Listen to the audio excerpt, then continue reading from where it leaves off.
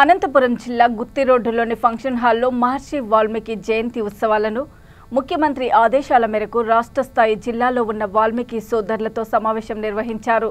ఈ సమావేశంలో ప్రతి ఎమ్మెల్యే ప్రతి మంత్రివర్యులు బీసీలకు గతంలో చెప్పినట్లు ఎస్టీ జాబితాలో చేర్చడానికి హామీ ఇచ్చారు।